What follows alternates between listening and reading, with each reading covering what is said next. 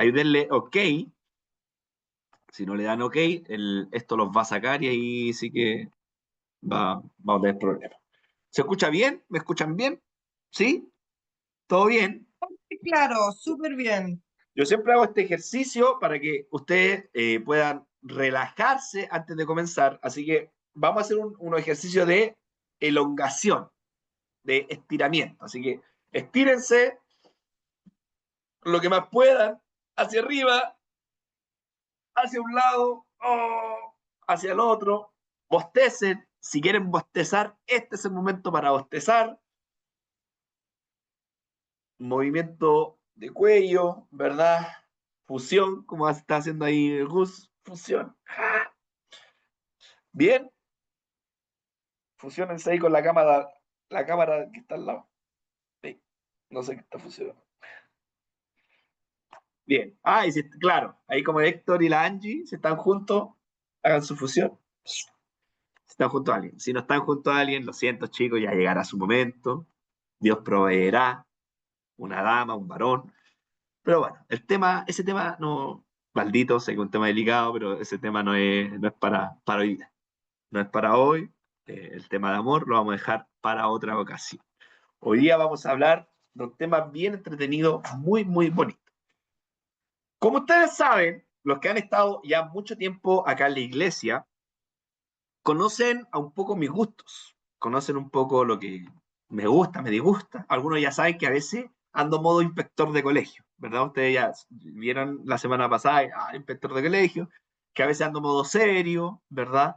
Porque uno ya tengo 33 años y uno se pone más cascarrabia, ¿verdad? Más gruñón, más pesado. Entonces, a mí tengo 33, pero es como que estuviera viviendo en los 50, en los 60, en los 70 años, ¿verdad? Enojón, gruñón. Pero bueno, me van conociendo y yo sé que igual me quieren por eso. Pero vamos conociendo los gustos, nuestras inclinaciones, nuestras motivaciones, lo que nos gusta, nos disgusta. Y ustedes sabrán, los que más me conocen, los que han estado ahí escuchándome atentamente, y no solamente de pasada, sino que se han detenido a escuchar a este humilde servidor, ustedes sabrán que uno de mis pasatiempos favoritos y donde me gusta invertir más tiempo no es necesariamente orando, perdón si a alguno lo decepciono por eso, no es necesariamente leyendo la Biblia, perdón si los decepciono también por eso, pero tengo que ser muy honesto, ¿verdad? Si el antipastor, sí, así podría llamarme como el antipoeta, como Nicanor Parra. Eh, si hay algo que me gusta invertir mucho tiempo, aparte de estar con mis sobrinos, que son todo para mí, ustedes ya sabrán también que yo soy monotemático también con mis sobrinos, con el Luquita, la Lid, ¿verdad? Si hay algo que me gusta hacer mucho es ver películas. La Billy y el Gus la chuntan. Leer y ver películas. Pero entre leer y ver películas es ver películas, para mí. ¿Por qué? Porque a veces me cuesta leer. A veces hay meses que no quiero leer nada. Y no leo nada. Pero si me ponía una película, feliz. Entonces, ver películas. Y tengo un ranking de películas y a veces ranqueo primero a Forrest Gump, que es como mi película de la vida, ¿verdad? Y después viene El Señor de los Anillos, pero a veces El Señor de los Anillos pasa de los primeros, como el ranking top semana. Dependiendo cómo esté en la semana, hay una película. El año pasado vi la película La vida de Pi, no sé si lo han visto, Pi Life, que también entró al top 5. Entonces el otro día me preguntaron y dije, no, esa es la 1. Entonces así voy rankeando mis películas. Bueno, ustedes sabrán que cuando yo veo las películas, eh, siempre como que encuentro algo para compartir y estoy seguro que las películas o los grandes maestros cineastas tienen algo ahí que nos quieren dejar. Pues si Hollywood no es solamente acción, algo deja, algo deja. Entre tanta basura hollywoodense, algo hay. Entonces, cuando yo estaba preparando este tema, me acordé de una escena que yo ya se la he mostrado a ustedes, a los más antiguos, yo ya les he mostrado esta escena de esta película, pero dije la voy a mostrar para la gente nueva, para los que vienen llegando, para que ustedes sepan y puedan apreciar una buena escena. ¿Cómo se hace una buena escena? ¿Cómo se hace un buen guión? ¿Cómo se escribe un buen libro? Y esta escena que les quiero mostrar a continuación es del libro de El Señor de los Anillos. Está diciendo, por defecto, por defecto. José Valenzuela, Señor de los Anillos. Y El Señor de los Anillos, siempre yo lo defiendo porque está escrita por Tolkien, que Tolkien era un ferviente creyente, era un hombre de fe. Entonces, cuando yo leo El Señor de los Anillos o veo El Señor de los Anillos, siempre veo algo como cristiano por ahí, algo como que Dios trata de meter su mensaje. Y una de las escenas más bonitas, dentro de tanta escena buena que tiene la película, una de las escenas más conmovedoras y más bonitas es una de las últimas escenas de la tercera película, de El Retorno del Rey. Y es cuando Frodo y Sam se encuentran a las faldas, ¿verdad? De la montaña, se me olvidó el nombre de la montaña, bueno, pero a las faldas de la montaña para ir a destruir el anillo. Y en la falda de la montaña ellos ya se encuentran totalmente. Bueno, si no vieron la película, lamentablemente se las voy a decir, porque esta película lleva estrenada desde que yo tengo, ¿qué edad tenía cuando se estrenó? Me imagino que debe haber tenido unos 13, 14 años. O sea, hace más de 15 años atrás se estrenó esta película. Eh, en Mordor, claro, cuando llegan a Mordor, ellos tienen una conversación de amistad muy hermosa, muy bonita. Los dos agotados por el cansancio y esta aventura y esta odisea, ¿verdad? De ir a destruir el anillo, yo ya cansado, sus amigos lejos, lejos de la familia, lejos del hogar, lejos de la comarca, que era el lugar donde ellos vivían, empiezan a reflexionar lo lindo de la vida, o empiezan a hablar acerca de lo importante eh, que es apreciar las cosas naturales de la vida, lo bonito, ¿verdad? Lo que nos rodea. Pero en un momento Frodo dice, ya no siento nada de eso. De hecho, él literalmente dice, estoy desnudo en la oscuridad, porque lo ha perdido todo, toda esperanza, toda fe. Pero se lo adelanté, pero yo se los voy a mostrar en este momento. Quiero que escuchen, yo participaba en un grupo que me gustaba esta frase, decía, escuchen con el corazón, escuchen esta escena con el corazón, pero escúchenla bien, pónganle mucha atención. ¿Ya? ¿Están listos? ¿Están preparados? Súbale el volumen a su pantalla. Eh, esa es la escena que quería compartir con ustedes, porque para mí es una escena conmovedora. Uno lo podría resumir en lo que significa realmente la amistad, lo que significa realmente la compañía en medio del dolor, la lealtad inquebrantable, como dicen por ahí. Dijeron ahí en el chat. Esta escena es una escena, bueno, imagínense que si uno ve un pedacito de esta escena, recién ahora como que te conmueve un poco. Imagínate cuando tú ves toda la película completa, cuando ves todo lo que pasaron ellos hasta llegar a ese momento, más te emociona, más te hace sentir, ¿verdad?, parte de ese diálogo. Y el diálogo es hermoso porque, para los que no saben, básicamente Frodo, que es el hobbit que está más derrotado dentro de la escena, al que lo tiene en brazos, es alguien que lleva una carga muy pesada, que es el anillo. Y el anillo tiene una connotación de una carga, una oscuridad, un peso, un dolor. Y este gran amigo Sam, le dice a Frodo, mira, yo no puedo llevar tu carga, no la puedo llevar, no puedo hacerlo. Aunque quisiera, no puedo porque es tu carga, es tu dolor, es tu peso, pero sí lo que puedo hacer, y eso me encanta de este personaje Sam, que dice, lo que sí puedo hacer es llevarte a ti. Es hermoso, y con eso podríamos cerrar esta predicación y irnos para la casa, ¿verdad? Porque finalmente nos está enseñando lo que significa, ¿verdad? Un compañero de vida, lo que significa una compañía inquebrantable, lo que significa alguien que realmente tiene todos sus sentidos agudos ante la necesidad del otro. Y también el diálogo de Sam es una realidad misma. Sam no pretende ser el héroe, no pretende ser el héroe de la película o del momento. Dice, la carga es tuya, el dolor es tuyo. Lo que yo puedo hacer por ti, tal vez ni siquiera es quitarte esta carga. Porque muchas veces nosotros esperamos, ¿verdad? Que el héroe, o el héroe hollywoodense, ¿cuál es? ¿Verdad?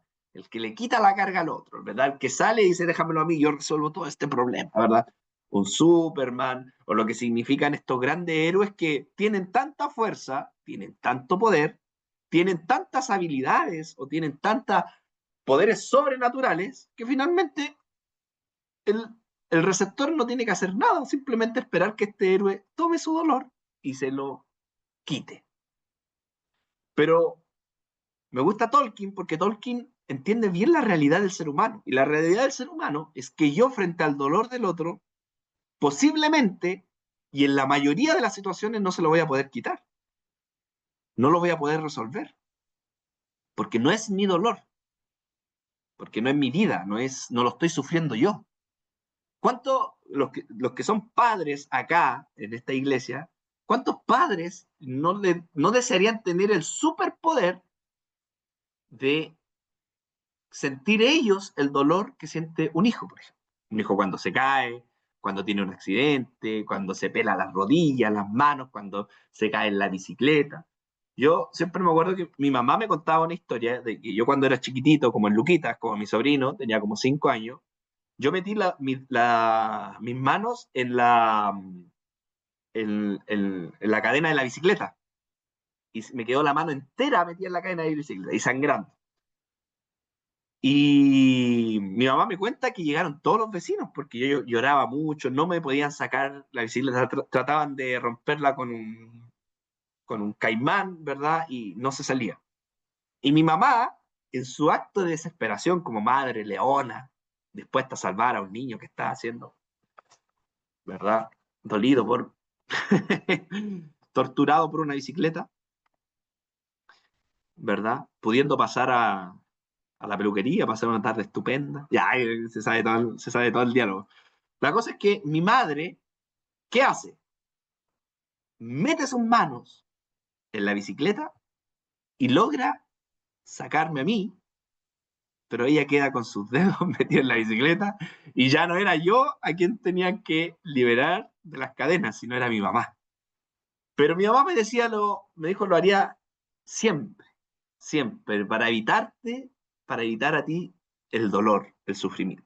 Y esa es una historia que mi mamá siempre cuenta y la lleva para todos lados porque en su acto de desesperación trató de salvar mis manos y sacrificó las de ellas. Es hermoso. Algún día lo voy a cantar en Santiago en palabras y lo voy a enviar para que salga ahí. Y yo creo que todas las madres harían eso, o todos los padres harían eso. Quiero creer eso, ¿verdad? En la lógica nuestra debería ser así. El tema es que aquí chocamos frente a una realidad cruel y dura, que es la vida misma. Y que en la vida, lamentablemente, los dolores de los hijos, los sufrimientos de los hijos, lamentablemente no podemos cargarlos o quitarlos nosotros. O los sufrimientos y el dolor de un amigo. No podemos pescar el alma de alguien, o tomar el corazón o la mente de alguien, limpiarla o cambiarla por mi mente. Es decir, que no sufra él, que sufra yo, ¿verdad? Que el dolor me mate a mí, ¿verdad? No a él. Que la culpa, ¿verdad? Yo la soporte y no él. Y aquí ya entramos en un problema antropológico, si se podría decir. Entramos en un problema existencial, porque la realidad humana, la realidad misma es que eso es inevitable. No lo podemos solucionar. No tiene solución, amigos míos. No hay solución para eso. No hay solución para quitarle el dolor a una persona y yo tomarla. O sea, hay solución para el dolor. No quiero que después saquen este clic y después me funen por las redes sociales.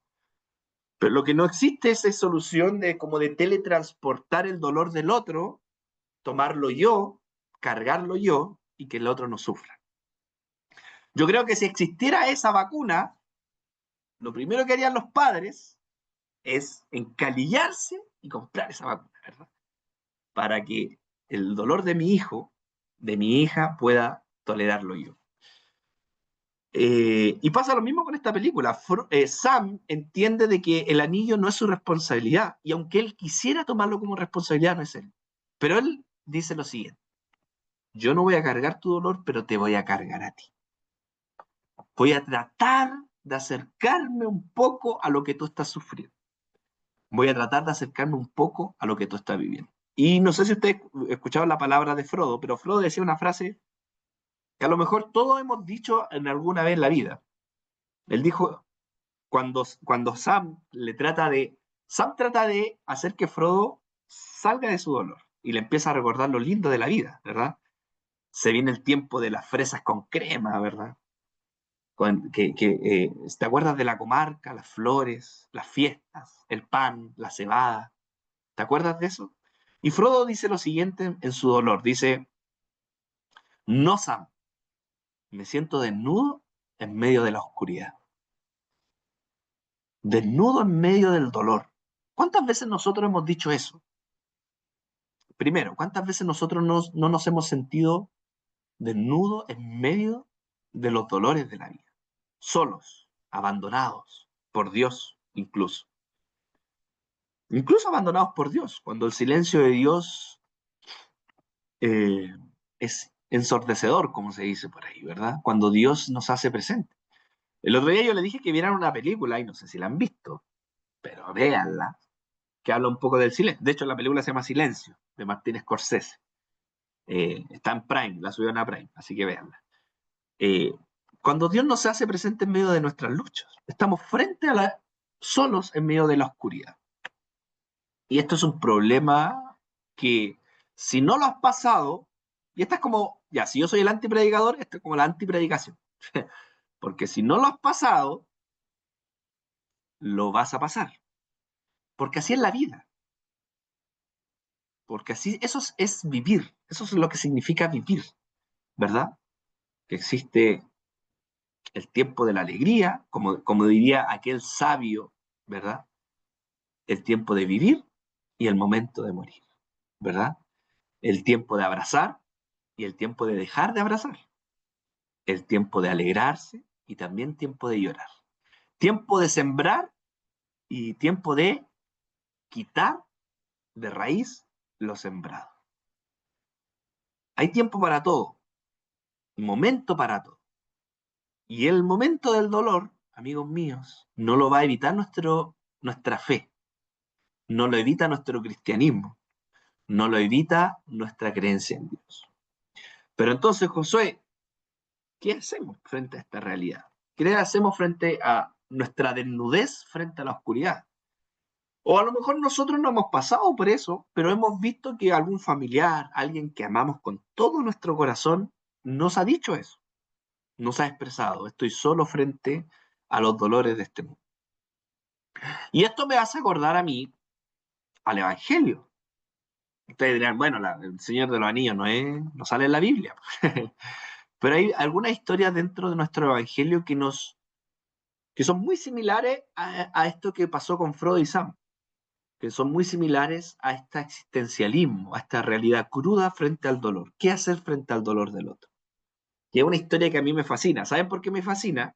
Porque es una historia que dura un versículo. Es una historia que dura un versículo. Y ese versículo es uno de los versículos que a mí más me conmueve por todo lo que hay alrededor y por todo lo que significa, ¿verdad? Una acción de un hombre. Un versículo, nada más. No es una parábola, no es un libro completo, es un versículo que resume o refleja un poco el acompañamiento del dolor. Y quiero que ustedes vayan a Lucas capítulo 23 y vamos a leer el versículo 26. Y en un versículo nosotros, la Biblia o el Evangelio nos refleja o nos dice cómo acompañar frente a los dolores de la vida. ¿Qué hacer? ¿Cómo actuar? ¿Quién ser frente al dolor del otro? ¿Lo tienen por ahí o no? Lucas capítulo 23, versículo 26. Botéense los que están ahí con el micrófono encendido, corroboren que tengan su micrófono muteado. Bien. Lucas 26, perdón, 23. Sí, dije 23, ¿no? Versículo 26. Dice así. El título o subtítulo dice la crucifixión y muerte de Jesús. Dice así. Y llevándole, tomaron a cierto Simón de Cirene, que venía del campo, y le pusieron encima la cruz para que la llevase tras Jesús. ¿Hay alguien que tenga otra versión de este versículo? ¿Hay alguien que tenga otra versión? ¿Nadie? Yo. A ver, ¿qué dice? Dice, cuando se lo llevaban, echaron mano de un tal Simón de Cirene, que volvía del campo y se la cargaron la cruz para que la llevara detrás de Jesús. Bien, muchas gracias, Sam. Le cargaron la cruz para que le llevara tras Jesús. Es una línea, amigos. Si ustedes se fijan, este personaje llamado Simón, este personaje aparece una vez y en una línea en nuestra Biblia, pero es el personaje que sabe cuánto pesa esa cruz. Los únicos que supieron cuánto pesaba esa cruz es Jesús y este personaje incógnito, que no se sabe. De lo único que se sabe es que viene de Cirene, que es una ciudad. Cuando se dice Simón de Cirene, significa que es Simón de la ciudad de Cirene. Es como que me digan Josué de Macul, porque yo vengo de la comuna de Macul. Así se nombraba a las personas antiguamente. Ya no es que sea su apellido Cirene, ¿verdad? Por ejemplo, María Magdalena no significa que el apellido de María sea Magdalena, sino que viene de una ciudad, más que una ciudad, de un pueblo llamado Magdala. Por eso se le llama María de Magdala o María Magdalena. ¿Sabían eso? Ahí para que lo tengan siempre en la mente. A lo mejor algunos decían y me dicen, Josué, esto me lo sé desde que tengo 5 años, ¿verdad? Pero algunos no lo saben. María Magdalena no es que el apellido sea Magdalena, sino que es de Magdala, ¿verdad? Eh, bueno, ahí se me sale un poco lo profe que tengo, ¿verdad? O por ejemplo, Bartimeo, el ciego Bartimeo. ¿Se acuerdan de la historia de Bartimeo? Este es un paréntesis, no tiene nada que ver con pero como yo soy disperso, no importa. Bartimeo, el ciego Bartimeo, que Jesús sana a Bartimeo. Bueno, este ciego de la Biblia no se llama Bartimeo. De hecho, no le aparece su nombre. Bartimeo significa Bar, que es hijo de Timeo. Es hijo de Timeo. Bartimeo, ¿verdad? Hay un momento que a Jesús se llama Jesús Bar María, que es hijo de María. No es el nombre de este ciego. El nombre de este ciego no es Bartimeo, es hijo de Timeo. Así como Jesús Bar María, Jesús hijo de María. Josué Bar Claudia, ¿verdad? Josué hijo de Claudia. Que lata que la historia, en el libro, en un libro que queda a la posteridad por 2000 años, nadie sepa tu nombre y que todos te digan Bartimeo y nunca fue su nombre Bartimeo. Ponen Bart de Homero. Mira, el cuarto medio, haciendo chistecitos. Nada, está bien. Pero para que nunca se lo olviden. Nunca, nunca, nunca, nunca lo olviden. Pensé que era su segundo nombre. Bien, ya, eso es un paréntesis acerca de los nombres de la Biblia. De hecho, el nombre Jesús no es único. Había muchos Jesús dentro de la Biblia. Pero bueno, sigamos. ¿En qué estábamos? Simón de Cirene. Simón de Cirene es un personaje que aparece una vez en la Biblia, pero es el único personaje dentro de los evangelios que sabe cuánto pesa esa cruz, que sabe lo que pesa esa cruz. Me encanta este personaje, ¿saben por qué? Porque este personaje hace lo suyo y se retira. Es un personaje que no tiene, no tiene problemas o no tiene hambre de protagonismo. No tiene hambre de protagonismo. Los discípulos de Jesús tienen hambre de protagonismo. Hay una escena donde los discípulos de Jesús le dicen a Jesús, Jesús, cuando vengas en tu reino, ¿quién va a estar a tu derecha y quién va a estar a tu izquierda? Imagínense, los discípulos que tenía Jesús.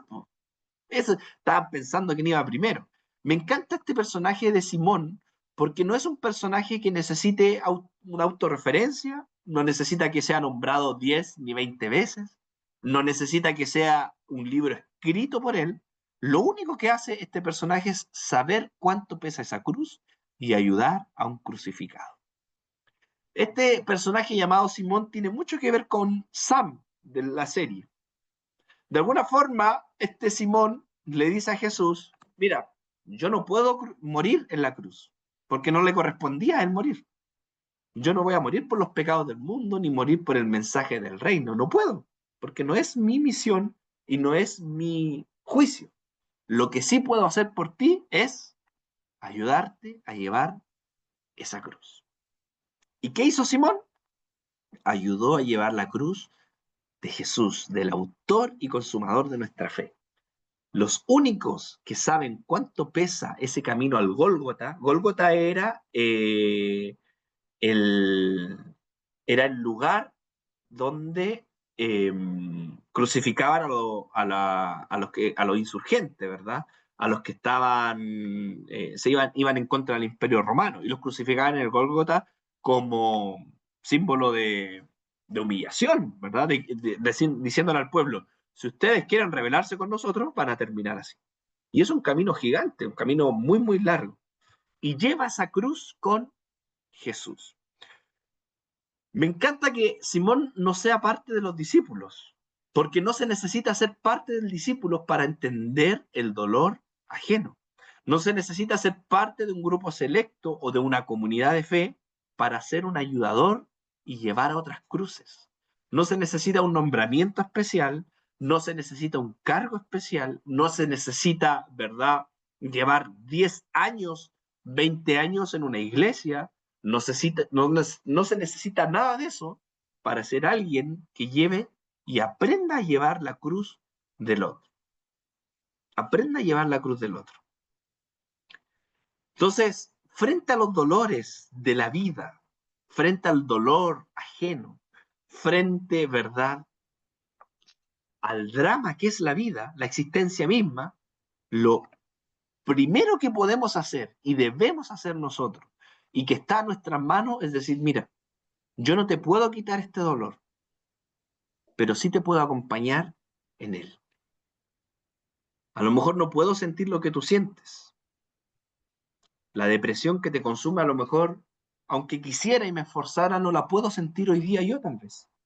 Porque me es imposible, incluso, ¿verdad? Eh, carnalmente hablando, ¿verdad? No lo puedo sentir. Pero sí lo que yo puedo hacer por ti es ayudarte en este camino. Acompañarte en el camino. Acompañarte en el camino del dolor, acompañarte en el camino de la angustia, acompañarte en el camino cuando la vida se pone difícil. Eso es un verdadero Simón. Ese es un verdadero Sam.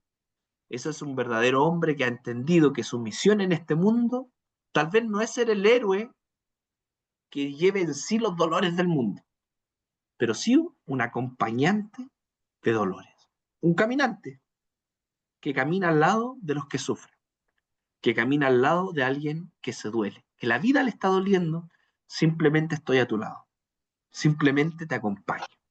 No puedo sentir la rabia que tú sientes frente a la vida, no puedo sentir el dolor de la pérdida, no puedo sentir el dolor de la enfermedad, pero sí lo que voy a hacer es estar al lado tuyo, apretando tu mano cuando la vida duela, al lado tuyo, dándote un abrazo y una caricia cuando la vida se ponga cuesta arriba o cuando ya no tengas ganas de vivir. Eso puedo hacer por ti. Eso quiero hacer por ti. Ese acompañante puedo ser para ti. ¿Saben qué, amigos? El mundo no necesita de héroes que nos salven, ¿verdad?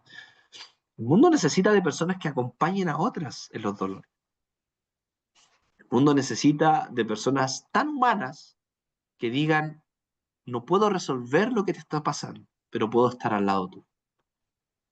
¿Cuántas personas para nosotros han sido esos Simón de Cirene, que han estado al lado nuestro, en medio del dolor, en medio de la dificultad? ¿Cuántos han estado con nosotros en una sala de espera, por ejemplo? Que Dios ha mandado a esos Simones y Simonas a hacer la obra, a comprarnos algo, Y esos hombres a lo mejor saben que el mundo y la sociedad los cataloga como pecadores, como que están alejados de Dios, como que viven su vida, ¿verdad? Libidinosa, ¿verdad? No, no van a una iglesia. Es que un Simón de Sirene, amigos míos, no necesita ir a una iglesia. Un Simón de Sirene no necesita ser mencionado como parte de los 12 discípulos. Un Simón de Sirene sabe que su única misión en esta vida es ayudar a llevar otras cruces, otros dolores. Si el mundo estuviera y viviera y tuviera entre sus filas más Simón de Sirene, créanme que no necesitaríamos, ¿verdad?, tantas iglesias para encontrar a gente buena. Simplemente necesitamos gente que sea sensible a los dolores de este mundo y ayude a acompañar a otros en sus dolores. Eso es vivir el Evangelio. Eso es entender que la cruz del otro también puede ser mi cruz. También puedo llevarlo. Yo le hago una pregunta a ustedes, amigos míos. Una pregunta. Y esa pregunta tiene nombre y apellido. Si yo les dijera a ustedes, no les voy a decir que lo digan acá en el micrófono, o si quieren lo pueden decir en el chat, eso sí, pero el micrófono no, para que no saturar. Pero ¿cuántos Simones de Sirene han tenido ustedes en la vida? ¿Cuántas personas ustedes han dicho, este tipo, que a lo mejor el mundo no da nada, ¿verdad? Y es como que pasa desapercibido, si ha estado conmigo o estuvo conmigo en el momento más doloroso de la vida? O ella, ¿verdad?, ha estado conmigo cuando la vida ha dolido. ¿Quiénes son? Son esos agentes anónimos, amigos. Son esas personas anónimas que le hacen tan bien al mundo, tan bien a la sociedad, que no necesitamos más cristianos, necesitamos más de ellos. No necesitamos más gente que hable de la fe y desmenuce la fe y teologice. No, necesitamos gente humana que entienda el dolor ajeno y lo ayude a llevarlo, a llevar esa cruz. Para algunos son su pareja, su Simón de Sirene. Para Cristóbal es su hermano mayor. Personas del prekinder, imagínense, dice Marcelo. ¿Cuántos de nosotros tenemos en la vida un Simón de Sirene? Ese a quien podemos acudir, al que está. La otra vez escuchaba, yo creo que ustedes han escuchado esa historia del amigo de la pala. ¿Han escuchado esa historia del amigo de la pala?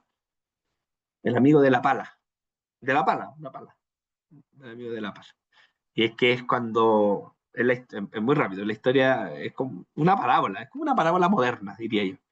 Porque se meten a robar a tu casa, se meten a robar a tu casa y encontráis el ladrón, ¡pah!, y le pegáis un martillazo en la cabeza, no sé, un palo en la cabeza y mataste al ladrón.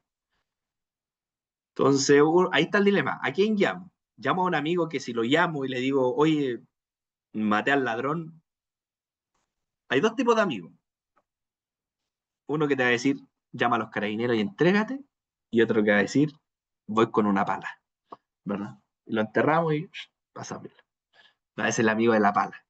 Al que te llamáis y te va a decir, no te va a decir entrégate, te va a decir, ¿dónde lo enterramos? Es muy buena esa parábola. El amigo de la pala. Pero ¿cuántos de nosotros tenemos estos Simón de Sirene que se han acercado eh, en la vida? Pero ojo, aquí también yo quiero hacer una distinción, amigos. Muchos de nosotros no dejamos y no queremos que otros carguen también nuestra cruz. Y yo me siento parte de ese grupo. De que cuando la vida nos duele, ¿qué hacemos? Nos reducimos, ¿verdad? Nos encerramos en nuestra caparazón. No dejamos que venga ningún Simón de Sirene y nos ayude a cargar esta cruz. No dejamos que nadie entre, ¿verdad?, en este dolor, porque este dolor lo llevo yo solo. Y los dolores no son para llevarlo solo, son para llevarlo en comunidad, en familia, con amigos. Por eso todos nosotros, amigos míos, necesitamos un Simón de Sirene. Todos nosotros necesitamos un amigo que nos acompañe. No podemos solo en este mundo, no podemos solo en esta realidad.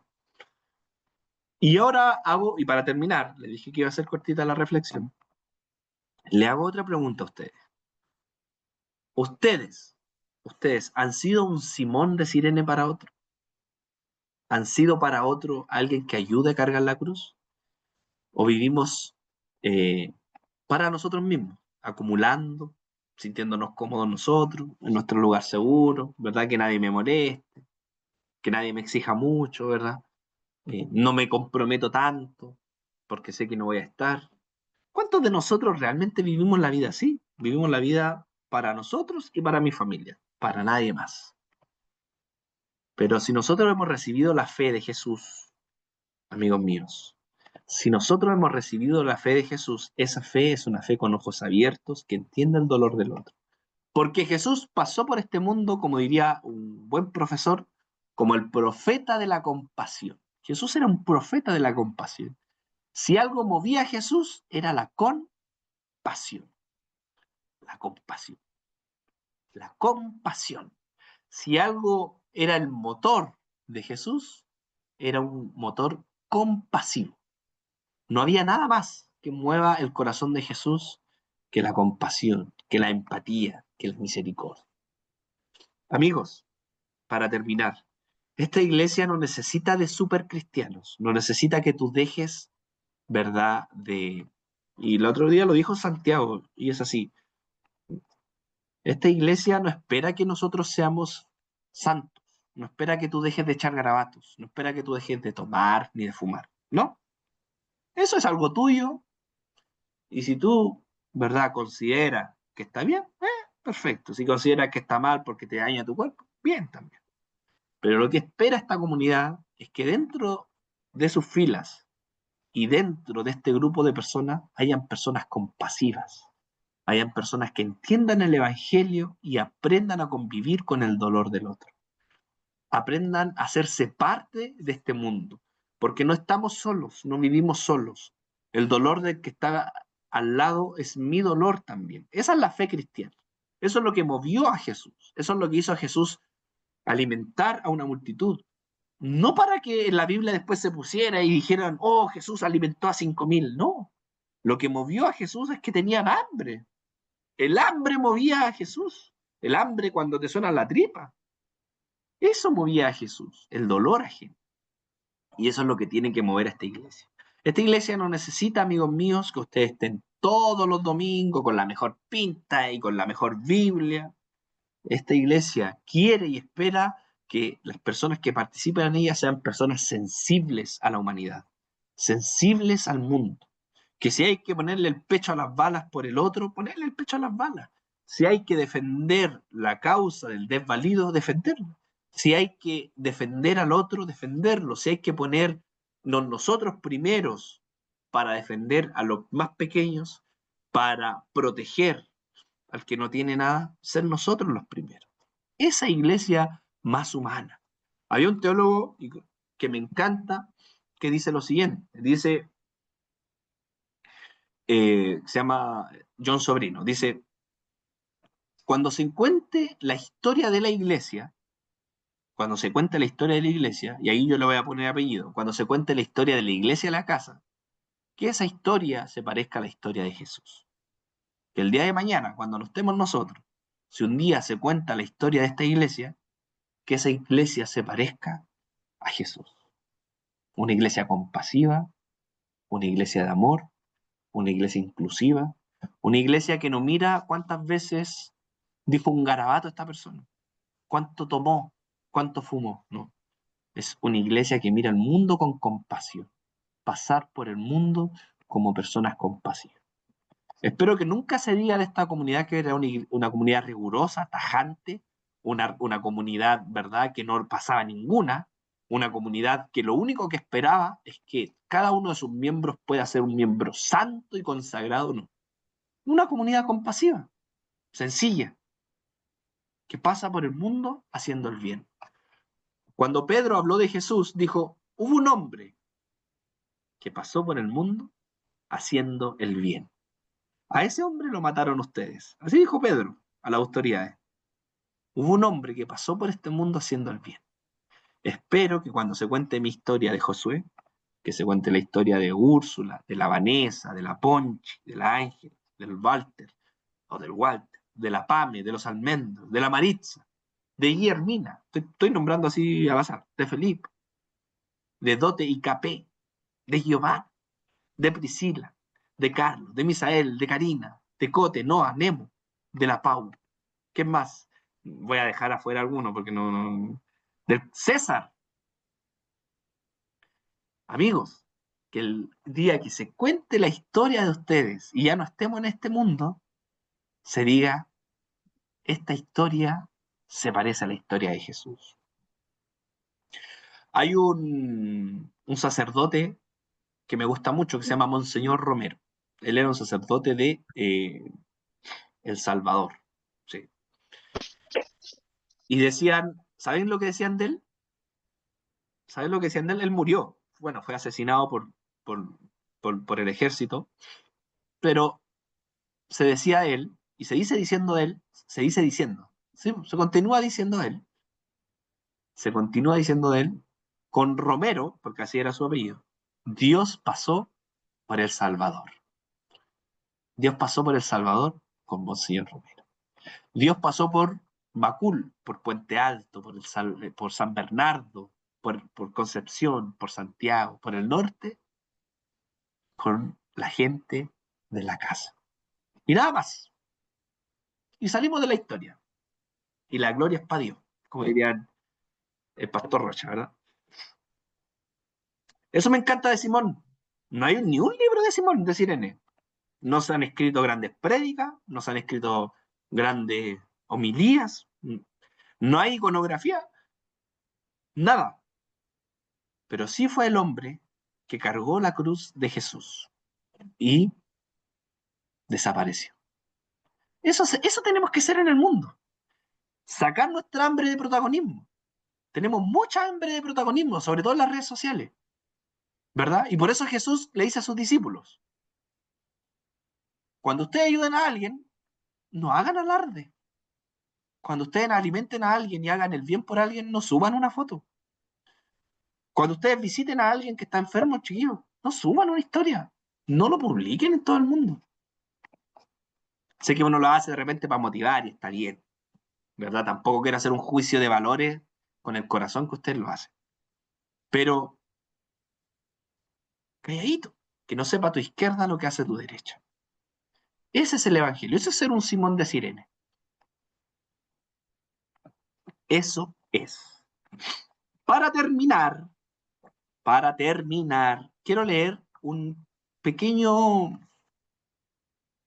eh, una pequeña historia resumida de Simón de Sirene, que yo la encontré en una página muy buena, muy buena, que es de una autora chilena que escribió acerca de Simón de Sirene. Y este es un relato poético, si se puede decir, que estaba perdido en internet y yo lo agarré y dije, esta cuestión no tiene, ¿por qué nadie lo ha leído? ¿Por qué nadie ha leído esto? ¿Por qué nadie ha leído esto si es tan hermoso? Y no es de mi autoría. Me encantaría que fuera de mi autoría, pero no es. Es de una hermana del sur que en algún momento de la historia lo escribió, ganó un concurso, de hecho, por esta literatura, y después quedó ahí en la web. Y se los quiero leer y con esto terminamos. ¿Está bien? ¿Me van a tomar atención mientras yo leo? ¿Me van a tomar atención mientras leo? Tómenme atención, por favor. Sí. Porque este poema no debería Sí. terminar. Dice así. Dice así. Escucha. Iba yo camino al campo a labrar la tierra, cuando lo vi llevando su cruz, seguido por multitudes. Entonces yo también caminé junto a él. Su pesada carga lo detuvo varias veces, porque su cuerpo estaba exhausto. Entonces un soldado romano se acercó diciendo, ven, tú eres fuerte y fornido, lleva la cruz de este hombre. Cuando oí estas palabras sentí dentro de mí como si el corazón se me ensanchara y quedé agradecido. Y llevé su cruz. Entonces descubrí que ayudar a un hombre era más importante que el trabajo de la tierra. Su madero pesaba mucho, porque era de álamo, impregnado por las lluvias del invierno. Y él me miró mientras el sudor de su frente caía sobre su barba. Entonces volvió a mirarme y dijo, ¿tú también bebes de esta copa? ¿La tomarás conmigo hasta el fin de los días? Diciendo eso, se puso su mano en mi hombro libre y marchamos juntos hacia la colina del Gólgota. Pero puesta su mano sobre mi hombro, yo no sentía el peso de la cruz, solo sentía el de su mano, y era como el ala de un pájaro sobre mí.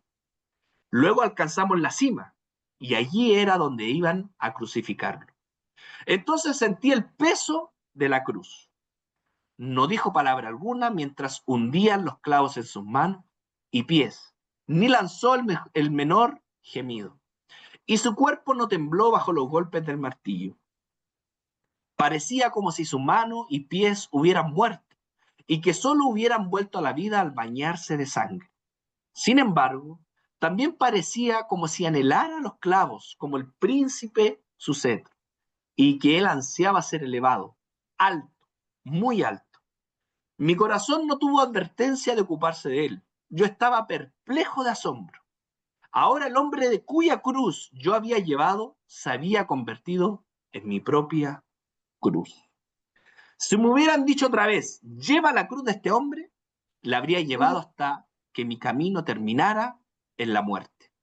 Pero habría suplicado que posara su mano sobre mi hombro.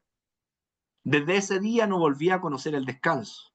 El hombre de la cruz me dio el regalo de tener un corazón compasivo. Desde entonces no tengo patria, ni religión, ni condición social, política o cultural. Tampoco tengo edad ni nombre propio. A veces me llamo Juan, a veces Esteban, Luis, Teresa, Fernanda, Valdito, Walter, Pili, Gus, Vanessa. En ocasiones he sido una estrella de cine y en otras aparezco como médico de los pueblos pobres. Me he contagiado de ébola en África, he enseñado matemáticas en centros de niños, he ayudado en una fundación, me he encontrado, ¿verdad?, con las mujeres viudas, con las madres solteras, con personas que han sufrido por esta vida. He pasado tiempo con jóvenes en rehabilitación. Siempre resucito convertido en un vecino solidario, en una mujer que recoge como suyo los hijos de la calle.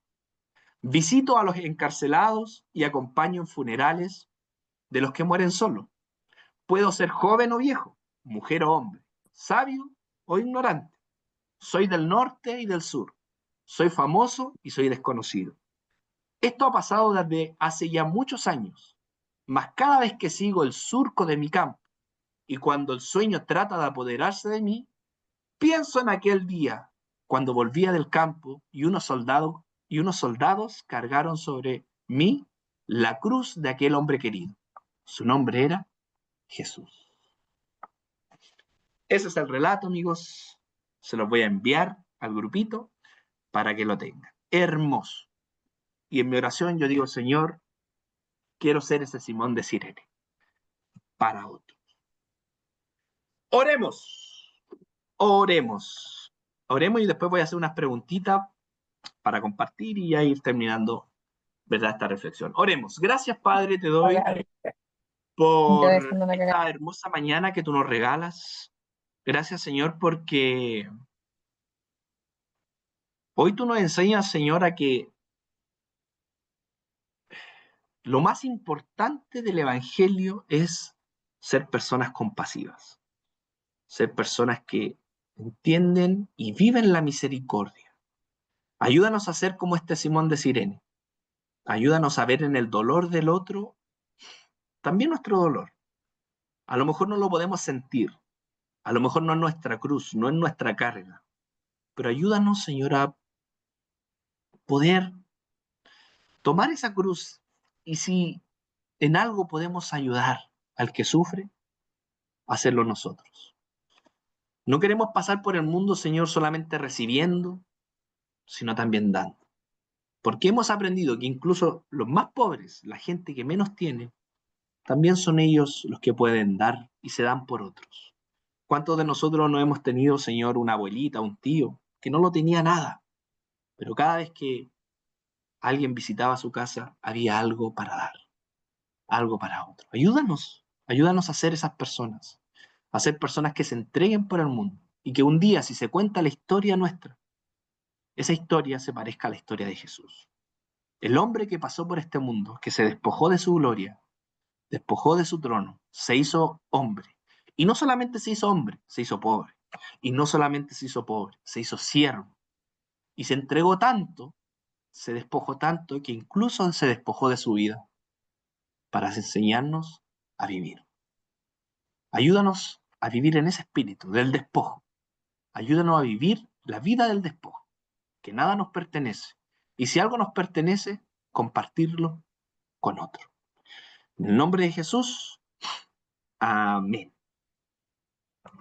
Amén, amigos míos. Amén. Amén. Voy a hacer unas preguntitas, todavía no levanten la mano, voy a hacer unas preguntas. La idea es que la